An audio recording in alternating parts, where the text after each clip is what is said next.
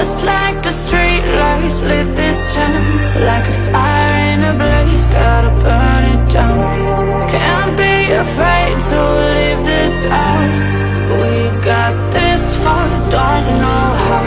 I see danger in your eyes. They know we'll burn down the night.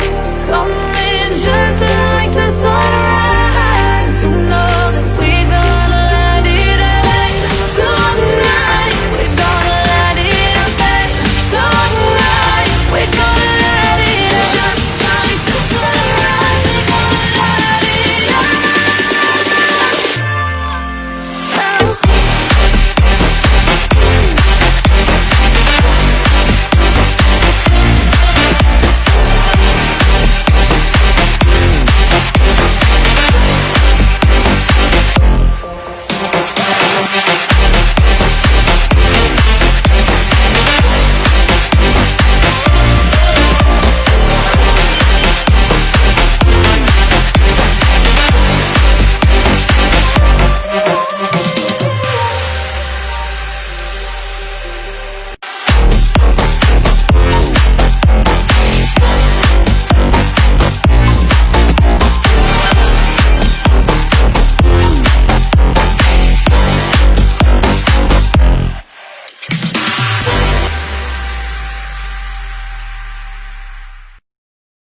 Đây là cái khóa sinh viên mà dành lại rất nhiều những cái kỷ niệm, cũng là cái khóa sinh viên mà chúng tôi cũng cố gắng rất nhiều với các em, cũng là khóa sinh viên mà các em để lại cho chúng tôi rất nhiều niềm tự hào.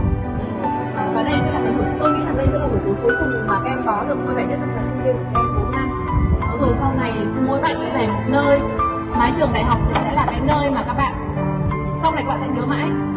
Thực sự là một thầy cô rất là xúc động khi các bạn thực hiện những cái chương trình này. Cô thì cả cô và cô Mai đều coi các bạn là một gia đình. Chúng ta thật là vững vàng, thật trưởng thành và thành công trên những con đường mà các em đã lựa chọn và sắp lựa chọn. Và hy vọng rằng là các bạn sẽ vẫn nhớ đến cô Mai, các thầy cô đã chung vai trong cuộc đời của mình. 4 năm một khoảng thời gian tuy là không dài, nhưng nó cũng đủ để chúng ta cùng nhau, đứng cùng nhau, nằm cùng nhau, ăn cùng nhau, trải nghiệm cùng nhau và để cảm nhận cuộc sống cùng nhau.